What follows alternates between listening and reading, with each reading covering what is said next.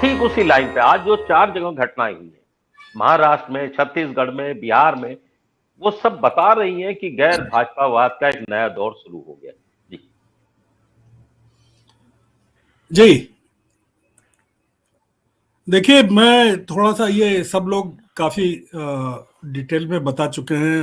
उसमें कुछ नया मैं जोड़ूं ऐसा मुझे लगता नहीं है। मैं एक दो बातें जो मुझे समझ में आई। खड़गे जी का पूरा भाषण मैंने सुना और बहुत ही अद्भुत भाषण था।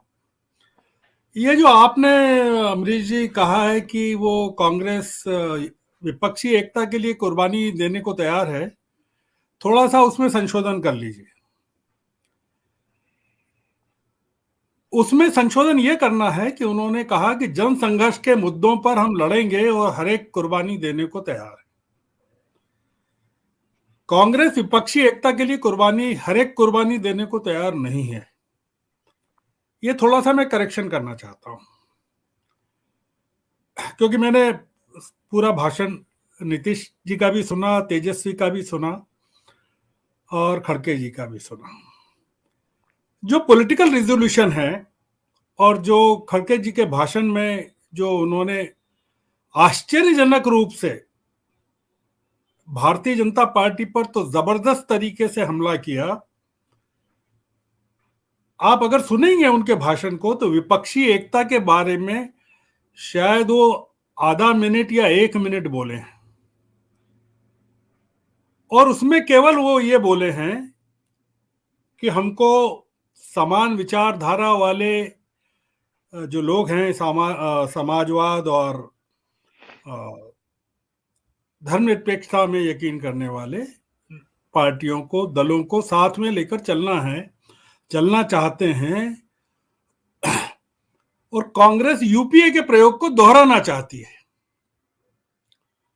इसमें जो इंपॉर्टेंट चीज है, जो पॉलिटिकल रिजोल्यूशन को भी अगर आप पढ़ें और जो खड़गे जी के भाषण को सुने, वो उसमें बिल्कुल साफ है कि उनको यूपीए को फिर से रिवाइव करना है।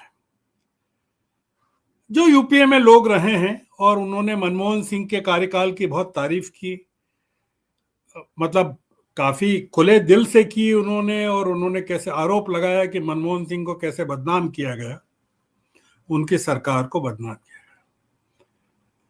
आज के घटनाक्रम का सबसे महत्वपूर्ण भाषण तेजस्वी यादव का था। अगर आप नीतीश कुमार के भाषण को सुने और तेजस्वी के भाषण को सुने, नीतीश कुमार सफाई देते हुए नजर आ रहे थे। मैंने नीतीश कुमार का इतना खराब भाषण अपने पूरे इतने पॉलिटिकल कैरियर में नहीं सुना। कि पूर्णिया की सभा में वो बता रहे हैं कि भारतीय जनता पार्टी उन पर आरोप लगा रही है कि जॉर्ज फर्नांडिस को कैसे धोखा दिया, शरद यादव को कैसे धोखा दिया, और वो बता रहे हैं कि शरद यादव के बेटे यहां बैठे हुए हैं और कैसे प्रधानमंत्री शरद यादव के घर पर गए। आज का दिन इसलिए महत्वपूर्ण है कि तेजस्वी यादव ने कहा है कि वहां बिहार से भारतीय जनता पार्टी को एक भी सीट नहीं आने देंगे, और उन्होंने कहा है कि हम कांग्रेस का इंतजार कर रहे हैं। वो ये नहीं कर रहे हैं, कहा उन्होंने कि हम कांग्रेस के बुलावे का इंतजार कर रहे हैं। इसका मतलब यह है, और आप अगर देखें उसमें कांग्रेस अध्यक्ष जो है प्रदेश के, वो कह रहे हैं वहां अखिलेश सिंह कि अगर सीटों का बंटवारा ठीक से होता है बिहार में तो हम सभी सीटें जीत सकते हैं, 40 की 40। और कांग्रेस का नाम तेजस्वी की लिस्ट में भी और नीतीश की लिस्ट में भी 5वें 6ठे नंबर पर आता है। वहां माले और सीपीएम और सीपीआई और तमाम हो जाते हैं, उसके बाद आता है। और नीतीश कुमार कह रहे हैं कि हम तो इंतजार कर रहे हैं कांग्रेस का। देखिए, इसमें जो सबसे बड़ा मुद्दा है वो ये कि कांग्रेस लड़ाई की शुरुआत करे या नहीं करे, और कांग्रेस कैसे करेगी लड़ाई की शुरुआत, आप बताइए। मैं एक छोटी सी आपसे, यहाँ सभी लोग बैठे हैं, प्रदीप श्रीवास्तव जी तो इसका जवाब देना ही चाहेंगे कि कांग्रेस कैसे शुरुआत करेगी। कांग्रेस के पास किस राज्य में ताकत है कि वो आंदोलन की शुरुआत करेगी। तेजस्वी यादव ने कहा है कि हम दिल्ली मार्च करने वाले हैं। ये बहुत ही, उनके पूरे भाषण में उन्होंने उसको एलोबरेट नहीं किया, मुंह से निकल गया। और उन्होंने कहा कि जब जब बिहार लड़ता है दिल्ली हारता है, और एक बिहारी सब पर भारी। ये लड़ाई अब जो है बिहार वर्सेस बीजेपी हो रही है, और 74 का रिपीट हो रहा है। कांग्रेस को आगे बढ़कर अगर इसमें भागीदारी नहीं करती है, पहला मुद्दा यह है जो मैं समझ रहा हूं, मेरा सोच गलत भी हो सकता है, क्योंकि हम सबको राहुल गांधी के भाषण का कल इंतजार करना चाहिए, क्योंकि राहुल गांधी जो हैं उनके भाषण की बुनियाद आज रख दी गई है खड़गे जी द्वारा और पॉलिटिकल रिजोल्यूशन द्वारा। अगर राहुल गांधी कल घोषणा करते हैं कि कांग्रेस देश में अब जेल भरो आंदोलन शुरू करने वाली है, जनता के मुद्दों की लड़ाई सड़क पर लड़ने वाली है,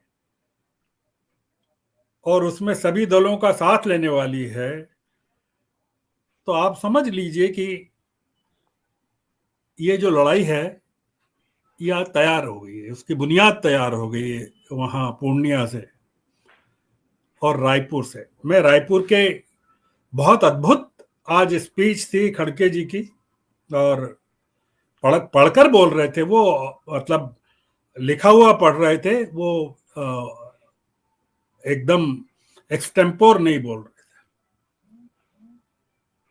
और एक एक शब्द जो उनका था, जिस तरह से अटैक किया उन्होंने भारतीय जनता पार्टी पर, चीन को लेकर जो अटैक किसी पार्टी ने नहीं किया, चीन को लेकर जो उनका अटैक है, और अदानी का बिना नाम लिए उन्होंने जो अटैक किया, और जिस तरह से आरोप लगाया कि अब एलआईसी और एसबीआई को भी बेचने की तैयारी है।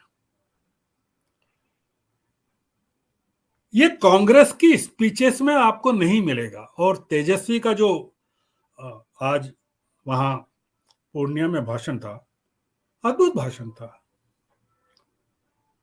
नीतीश कुमार तो बोल ही नहीं पाए तेजस्वी के बाद।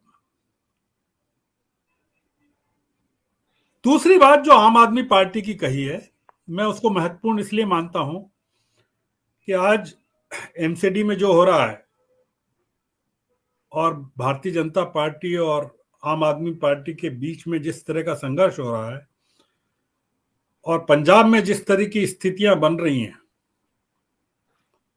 जो खालिस्तान को लेकर जो चीजें खड़ी हो रही हैं, और पॉलिटिकली आम आदमी पार्टी अकेली पड़ रही है, यह बड़ा महत्वपूर्ण है उद्धव ठाकरे से मिलना। उसमें संजय सिंह भी थे, उसमें राघव चड्ढा भी थे, उसमें मान भी थे। ये बहुत जो पॉलिटिकल डेवलपमेंट्स हैं, आप इसमें केवल एक ही चीज देखिए कि भारतीय जनता पार्टी पूरे मामले में अकेली पड़ती जा रही है। आप देखिए चंपारण का भाषण जो अमित शाह जी का है, पूरे भाषण में उन्होंने नीतीश कुमार पर हमला किया कि लालटेन ने पूरे बिहार में आग लगा रखी है, आग लगा दी है।